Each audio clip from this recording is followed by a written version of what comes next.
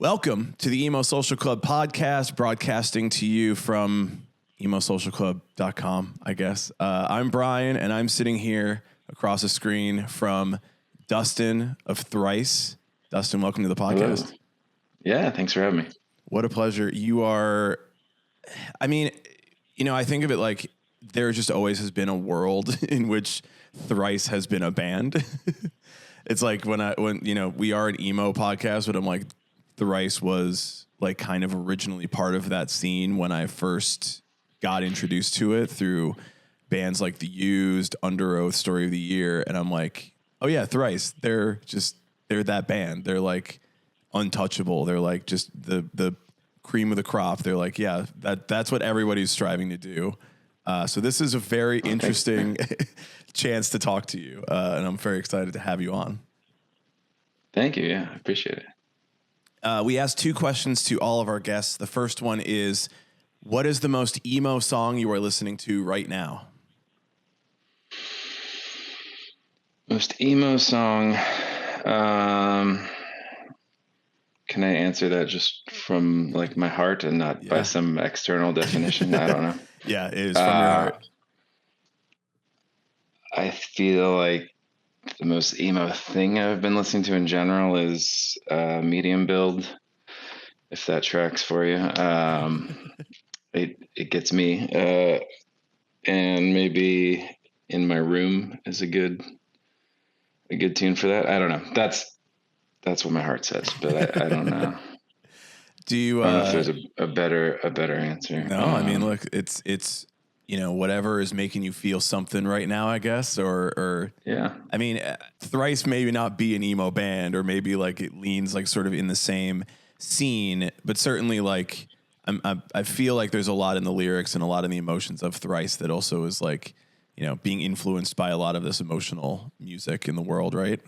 Yeah. I'm always been trying to, get at the heartstrings, and whatever we're doing. So, second question is, what makes Thrice so emo? I feel like we're very, maybe dramatic is a good word, band. Like you could accuse us of taking ourselves too seriously musically at times. Maybe, I don't know. We're not serious people, in the sense that we don't take ourselves too seriously, but, yeah, there's a dramatic emotional quality to most of the music.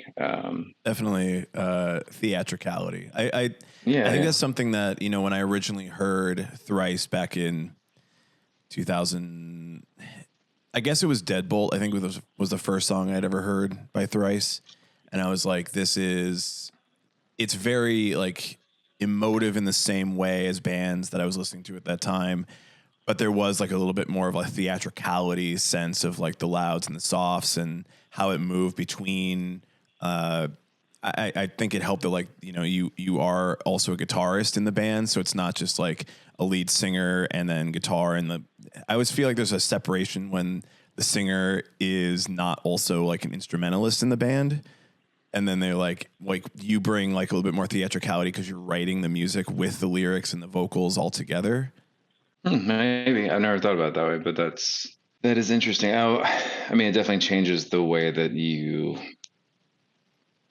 can present yourself in a live setting. So maybe it's less theatrical in that setting without, it affects it in a negative sense, at least from one angle on playing live, that you don't have someone detached and able to fully kind of embody in a more, I don't know, there's almost a theater. That's a stupid thing to say. A theatricality to having someone detached and able to just embody the song a little more. Obviously, you're not running around the stage, tossing the mic out to the audience in the same way that like a Spencer from Underoath is, I guess, or a Buddy from Senses Fail is. But yeah, it's a different animal. Yeah, but I still think that there is some. I think that in what I've heard of your music over the years, there's definitely like a bigger world that is created in your music that I think comes out in the live shows too, that I think is like, you don't need to be necessarily in the audience's face, but the audience is still like experiencing something from, the energy that's being put out just by the music. Yeah, thanks. I think that's true. I feel like that comes with the writing and also just us playing together for so long. I think it's able to lock in. So. Yeah. You had the same lineup for the date I got was 1998 was when the band was started. Yeah, it's always been the same four guys. I mean, listen, how how we got asked that a lot on this run in like the VIP things, and we kind of figured out as we went that I think the first piece is that we're fairly mellow people in general, so we don't have kind of a big personality, someone that's rocking the boat a bunch. I mean, we all have our own annoying qualities, I'm sure, but we're pretty chill. And then Ed was kind of pointing out that we've always had the same kind of values in why we're doing this, and that alignment, I think, helps the steadiness and longevity, just because you don't have one person that's being like, okay, I want to try to get a big hit on the radio, and someone else is like, I want to have super artistic integrity and try to push this boundary over here, and that leading to a rift. So we're all very much aligned in that the music comes first. The music is about itself. It's not, at least primarily, a means to make a living. That's secondarily, we figure out how do we survive doing this. But the music is always first, and so that's always been the case. And we've had other alignments just coming out of the underground scene when we were younger, and to us, this has never been about elevating ourselves. It was weird at the time we were starting out that we started getting asked for autographs and stuff. It's totally fine, and we're happy to do it because it makes people happy. But it was foreign to us coming up, how we did. Like, we'd want to go, shake someone's hand and say hi or whatever. And I think part of that was more of like a reaction of like, we're not like these big rock star things.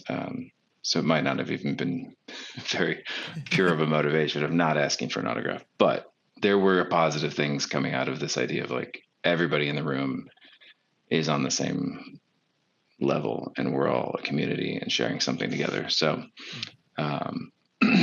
stuff like that we've always, I think, felt instinctively and taken with us. It's nice to see and hear, because I mean, obviously there is a lot of this resurgence of the scene. There's a lot of opportunity for some of this music that's been around for 20 something years to come back and find a whole new audience now.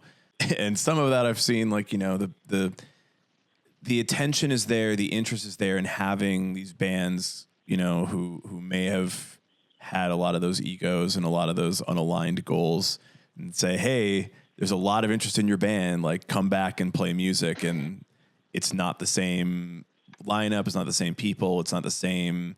For me, having been there at the time, it's not the same energy as it was 20, 15, 10 years ago. But for you guys, I mean, obviously it is the same core lineup, and you've continued releasing music for the last, I know it's been like some time in between albums, but basically the same lineup releasing music for the past 10 years, at least, pretty consistently, right?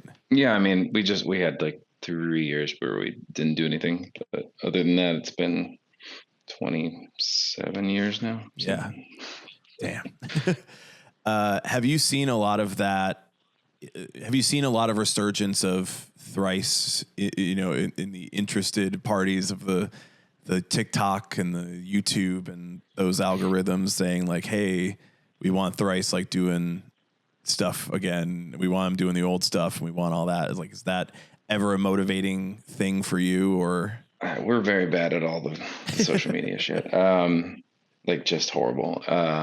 For whatever reason, we've never had a lot of luck getting, like, whether it's now TikTok stuff or just even syncs in movies or shows, like, that's always been weird to us, because we feel like there is a cinematic quality to a lot of this stuff. Yeah. Like, we have versions without the vocals, what, and we just never get anything. So I don't know if we're unlucky or cursed in that way, but yeah. So the newer algorithms, I don't think are doing us any favors. I just don't think we play into them well. So, but we have, I like, especially this last run, just seeing a lot of younger folks out there too. You know, there's some people who are, you know, grew up listening to us and they're with their folks or whatever, but I feel like a lot of the people seem to be coming into it on their own, and so that's super exciting, really fun. I like that you said artistic integrity before, but I know it was like kind of like the balance of all the people in the band, and I am like, you know, Thrice does have the artistic integrity, and I'm like, in a way, I'm not surprised that it's like not hitting on TikTok so much, where it's like kind of an algorithm that says make music specifically for this. And as a band, Thrice has always struck me as like, we're making music for the four of us and presenting that to an audience that we hope really gets what we're trying to make here. But you're never really selling that sort of part of who you are as a band short. Yeah, I mean, I think it just comes out of those values again. Like, it's not, well, one, I don't even know I have no idea how we would write a song to work on TikTok. But two, it's just, yeah, it's just not on our minds. There's enough kind of juice flowing to just, for us, it's always the hardest thing is narrowing down what ideas we want to chase, because there's so many. But you know, you can't fit all of those on an album. So figuring out what is the thing right now, what's feeling the most exciting. You have a lot of albums. I feel like, you know, you'll eventually get all the ideas out, right? I don't think so. I mean, because every time we put out an album, there's, you know, the percentage of ideas that make it onto the album is probably under 10% of what was generated for that time period. And so there's all these ideas that'll just never get chased down. Are you guys just like sitting there just like jamming constantly? Like, how do you have so many No, it's ideas? just like, because they just accumulate if you're aware and paying attention, especially, I mean, having like voice memo constantly handing instead of having to carry around a dictaphone is amazing. And so that's a huge way that we generate ideas, is just you get a melody, you get something, and you can capture a shadow of the muse in that moment. And that's something to pick up later. It doesn't mean that it's good, but those things are a lot of times the kernel of something that will grow into something amazing. And yeah, so all the ideas are, most of them are very, very rough. But there's enough there that you want to pursue it, and you just don't have time to do it all. So if you had to guess how many like voice memo ideas you have on your phone right now, like how many do you think you probably have? I mean, I can tell you, but I don't. This is not like it's been, cleared at some point. Okay, that was my next question. Is like, do you ever like delete them when you're done? Yeah, just because it gets crazy. There's 400 on there right now, but that is, yeah, I think that's only, stuff that hasn't been cleared out for like past stuff. But yeah, I mean, a lot of it's just total junk. But you'll listen back sometimes, you're like, what the hell? Because if you don't have a guitar there and you're somewhere loud, you're trying to be like, okay, it goes boom, boop, doo, doo, and then you don't have any. There's all this context in your head. Other instruments are playing, whatever, but you can't get it all out at once. There is like a layer function now that I haven't played with enough that I think could help with some of that. So it's interesting that they were like, we know that this app is used heavily by musicians, so we need to build this function into it to benefit musicians who have an iPhone.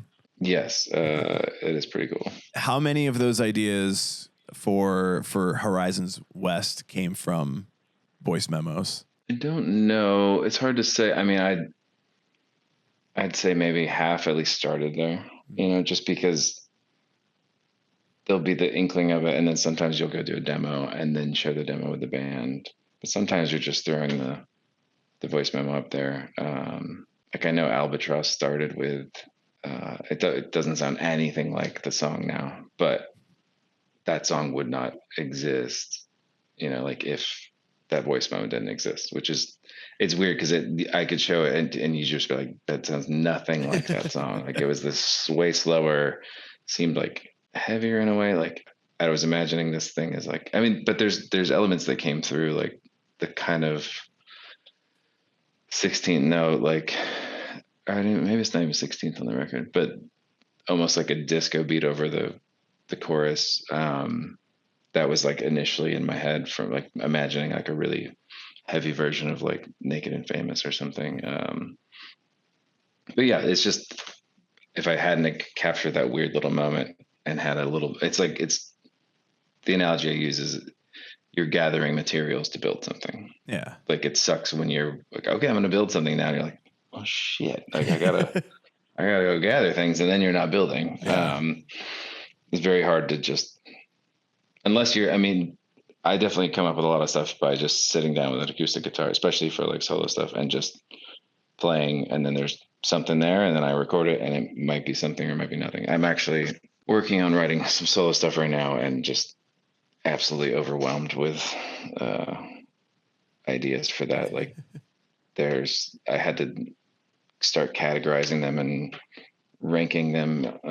We use this app called Asana, which is like for businesses, Yep. but it's been very, very helpful for organizing Thrice stuff. Wow. The business app for music. Yeah, we started using it when we came out hiatus and we're doing To Be Everywhere. We used to share like ideas over email, and it was a giant mess. So we could finally like use Asana to put it in essentially little threads where everything we're saying about the song and all the different demos are getting in there and are contained in a conversation. So that was hugely helpful, especially when people were not living in the same area, stuff like that. So Horizons East originally, sort of the pre or the first version, the first part of this story. I don't know how to describe the two records. I call them sister records. I guess. So the first sister of the two records came out in 2021, and that was from my research.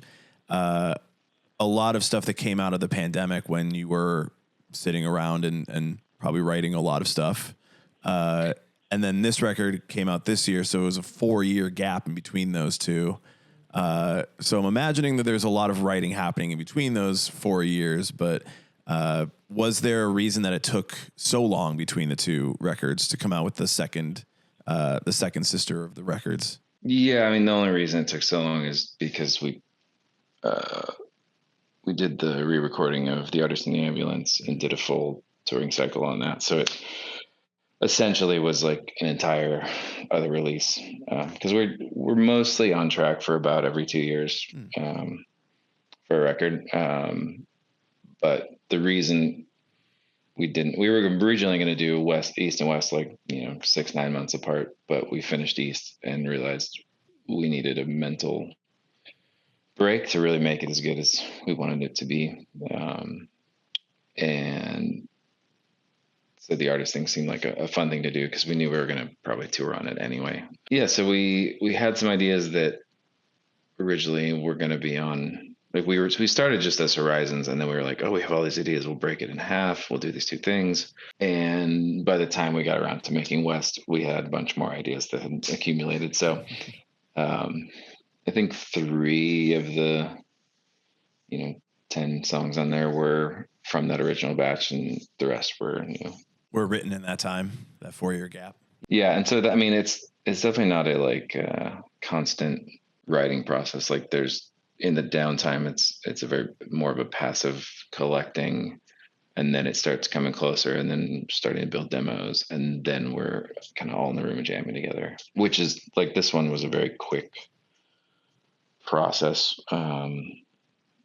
We really put everything together in about a month, and then started recording. And it's not normally how we've done things, and I think we really tried to lean into it and let it be a bit more instinctual and not second guess a lot of things, not overthink a lot of things. And I think it transferred a fair amount of energy into the record in a cool way. You know, a lot of the like reviews that I read for the record and also just listening to it myself, I was like, this does feel kind of like a return to early 2000s post-hardcore Thrice. As a fan of vheissu, which is a record that I listened to a lot when it came out, I was like, this kind of reminds me a lot of the, the other instrumentation, the electronics in it, and the sounds that are going into it. I'm like, oh, this reminds me a lot of that. And knowing that it came after you did the re-recording of Artist, do you feel like that process brought you back to a place where you're like, we want to revisit some of those sounds that we started out the band with when you were recording Horizons West, I guess. I can't just call it Horizons because there's two of them. But yeah, I mean, we did the Artist thing, and we relearned the Illusion of Safety to do some shows for that. So doing both of those, I think, was a process of kind of reintegrating a lot of old instincts and ways of thinking. And the time between now has made it so that those some of those ideas, some of those instincts can be reappropriated by us in a fresh way that feels authentic and organic and not forced. Because I think for a long time we were pushing away from things, trying to move and find new places and not be held down in one place.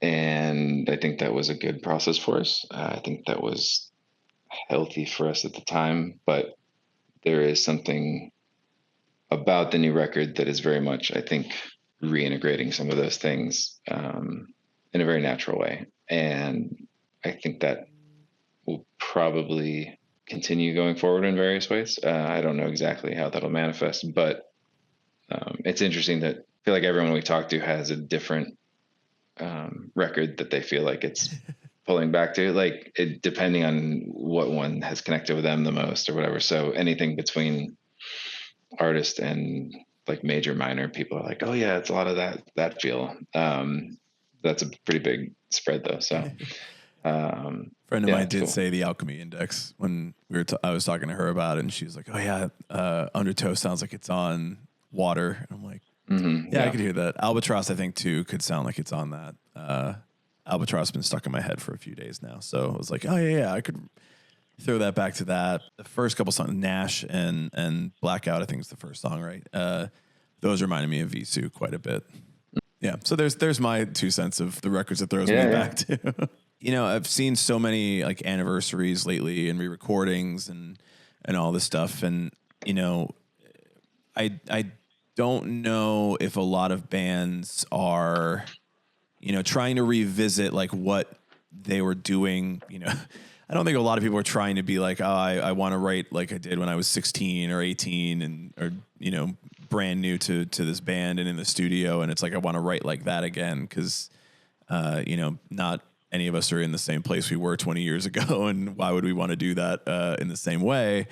But I've seen that there's a lot of resurgence of the genre, but also like a lot of it is becoming a little bit stale. And I'm like, there's some space for like the post-hardcore and a little bit more like musicianship to it. And so, yeah, I'm just like I was very interested in listening to it and being like, how does this connect back to that, but also create something that's like new and fresh, but also like still be the same band without just like, you know, finding a trend and going like, let's do that for this record, or, you know, let's make Thrice in 2025 versus like just make a Thrice record.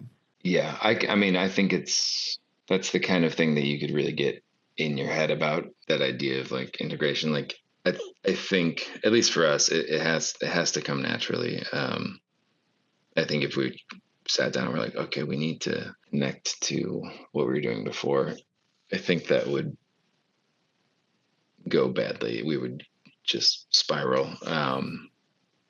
You know, but the ways it came out is just, for instance, like the Nash thing, like the end with the double bass pedal. It's just the first time we've had double bass in 22 years or something. Yeah. I just kind of threw it out as a half joke. I was like, what if we did that? And we all kind of laughed. We're like, let's try it. And then we played it and we're like, that was fun. That was like, that felt fun. And, that's something that we try to chase in the writing process. What feels fun? Getting a reaction from us right then. So I think it came about in a good way for us, but I can imagine trying to, especially if you hadn't been continually making music, trying to jump back in, and it would be hard to figure out that line of what do I feel now versus what do people expect of the band. And it's one advantage with us continuing to make music over all this time. There's not like one thing that we can kind of get nailed down to, which is kind of half the reason we've always been pushing to find something else. Being that you already did like the anniversary of Artists in the Ambulance, and now you're on this, you're on this new album cycle. Like, do you feel like how do you plan the set list around the new record and presenting this new album versus kind of the anniversary tours that everybody's doing now, and like keeping up with all the old music that everybody kind of comes and says, I want to hear all the old shit, and like, how do you integrate it with this new record? Yeah, I mean, the hard thing for us is we have like over 150 songs. You have way too many songs. Yeah. So we're always trying to balance a bunch of things. We have a lot of songs over a long period of time. We're trying to incorporate those. We're trying to incorporate kind of fan favorites that you kind of got to play every time. We're trying to incorporate the new stuff. We're trying to manage for like our multiple tunings, different guitars that have different tunings on them. And yeah, so it's hard. We use an app called Band Helper that's really helpful. It would be a total mess without that. But we ended up this cycle, and I think we'll continue it going to Europe and Australia coming up, playing a fair amount of new songs. We had 7 in the set, which is out of like 21 songs. So it's a third of the set. So it's a lot, but we really like the record, and it seems like there's been a really, really positive response from fans on this record, and live, the songs have been going over super well. Like they don't feel like, oh, there's the new song. Everyone's, kind of just watching. Like it's felt really seamless. Yeah. So I think it's the best set we've ever had. I've had multiple people tell me that as well, just who've been to the show. So yeah, I'm really excited about it. I feel like we struck a good balance. Yeah. Because now I've been, Warped Tour and When We Were Young and all this stuff coming back, and I'm like, I don't think I've seen Thrice on any of this stuff. And maybe it's, hey, can you come and play all your old hits? And it's like, no, we want to play the new stuff because we really like this record. And maybe it's like kind of balancing that like nostalgia play versus like we want to do our own tour and play the new stuff that we're really proud of, and not just lean on stuff that we've had for 20 years.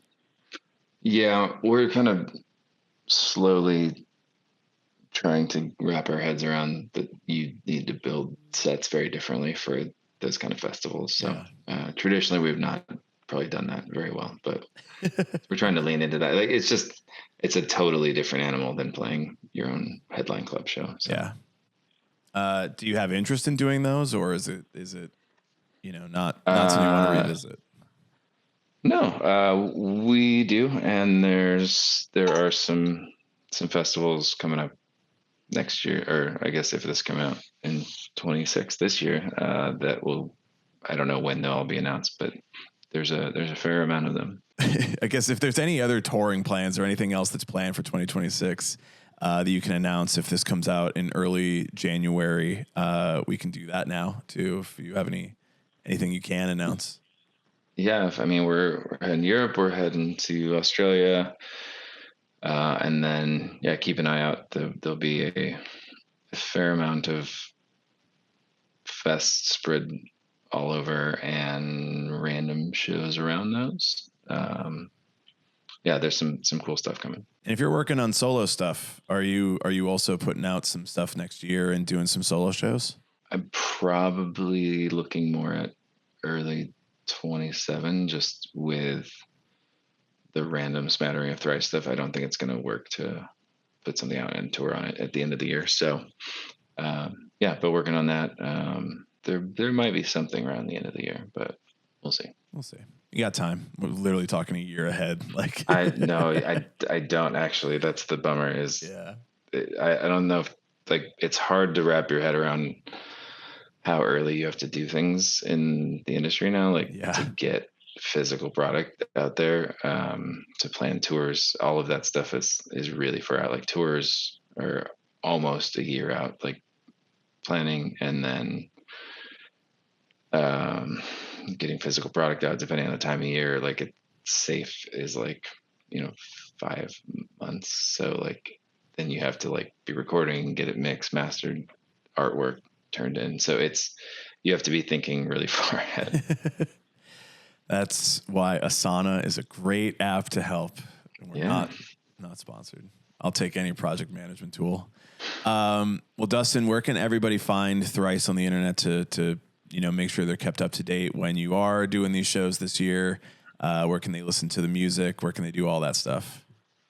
I mean, I think all the normal places. Instagram, thrice.net is our website, if people still go to websites. Yeah. Thrice.net. That's how you know we couldn't get .com. Yeah.